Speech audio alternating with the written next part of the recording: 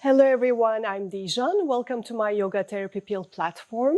Today I would like to share with you the foundations of my upcoming series, Yoga for Breath, Pranayama.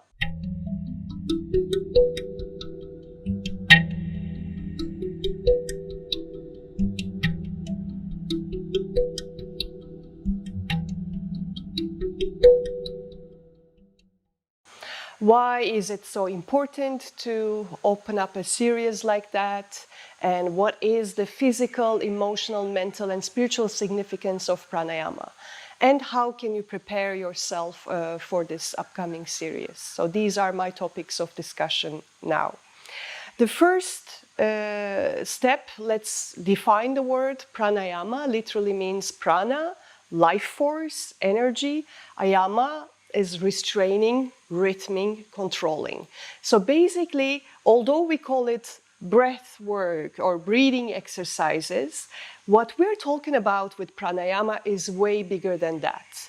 According to yogic knowledge, prana is the very life force that keeps us alive, that keeps us healthy, that keeps us radiant. Everything moves with prana. Prana is out there in nature, prana is in our body. And when prana is weak in the body, we are very prone to health conditions. When we can get a lot of prana from the outside, like we are in beautiful nature, we eat food full of prana, fresh vegetables, unprocessed food, then we are also receiving it more. It's more accessible to us. And when we are more stuck in noise, pollution, environments that are very far from nature, like skyscrapers or shopping malls, then also our prana gets reduced. So it's a very big concept.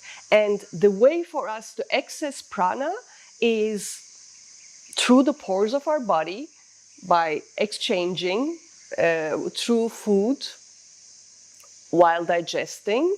So we absorb in many ways, but the most accessible, the easiest way and the continuous way we increase our inner prana with the prana outside is through breathing.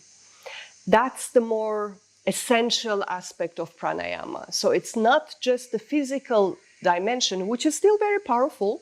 You know, the physical dimension of pranayama, the breathing exercises, so to say, help us to improve the lung function, regulate the blood pressure, increase cognitive functions of the brain, and reduces stress, makes us more present, creates a connection between the body and the mind while we anchor our mind on the breath. So there are amazing and clinically proven effects of specific breathing exercises.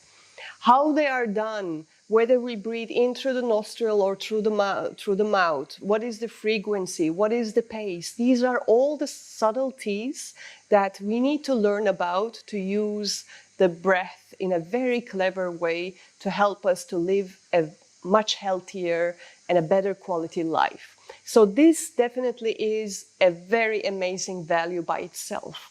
But I do not want to limit the effects of pranayama to these physical, let's say, effects in our well-being.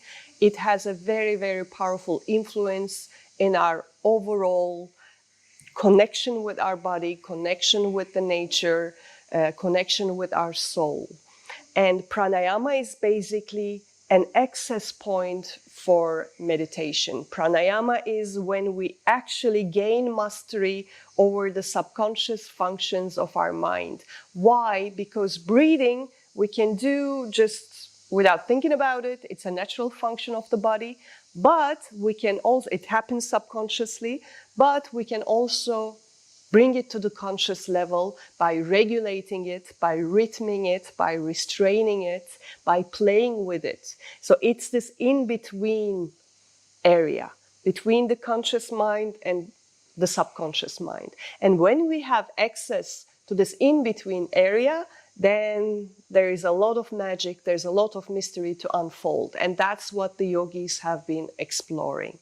That's why when we are introducing certain techniques of pranayama and we say it's good for this, it's good for that, it may not always correspond to the biological, biophysical reasons. there may be more energetic aspects of why certain pranayama are used for specific reasons. Having said that, usually these techniques have not been introduced for physical wellness. They have been introduced to purify the channels of energy, to prepare our being more for this expanded state of consciousness, this altered states of being, of mind, to awaken the best and higher version of ourselves, to realize our potential. So that's the ultimate purpose of pranayama. And in this program, we are going to be very gradual. We're going to start with the very physical aspects of the work.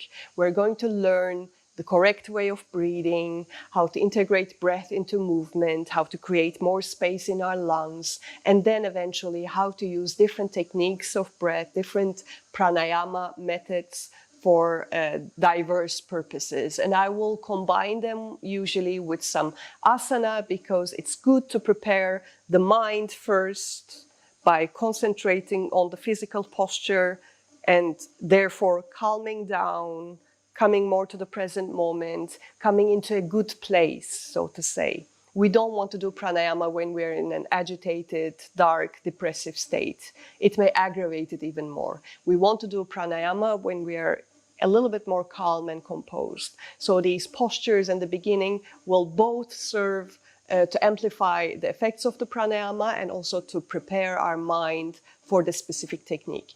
And eventually, the pranayama itself is the real power, is the real stronger tool there in that short little sequence. And once you learn all these techniques, I highly encourage you to practice them longer, to go deeper into them. We are going to be just practicing it for a few minutes because our brain, our body needs to get used to this level of oxygen. We need to prepare ourselves. We cannot force ourselves. So this series will help you to gradually to come to a level where you can use it as a springboard to start practicing 5 minutes of pranayama and eventually 7 minutes and then 10 minutes, gradually increase the duration, increase the intensity so that you can make more and more benefits out of this practice. And this way we will be covering several very important pranayama techniques in this beginner's level of practice. I'm saying beginner's level of practice, but in many yoga environments, you just do just a little bit of pranayama. So there is a lot that even practicing yogis and yoginis can find out in this series, and you can learn about how to use this pranayama for different purposes.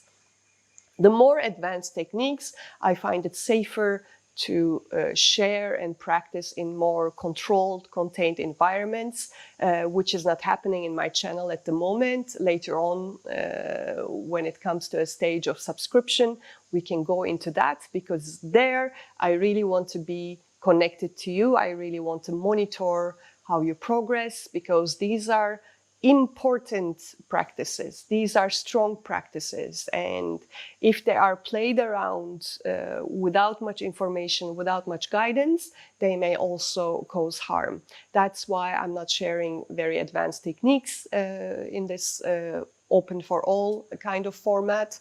If you would like to go into them already, if you feel ready to go into more advanced pranayama, to do more Kundalini work, better directly contact me so that we can have a discovery of your level, of what you need, and maybe we can do a vibrance retreat, just focus on such deep pranayama and Kundalini work.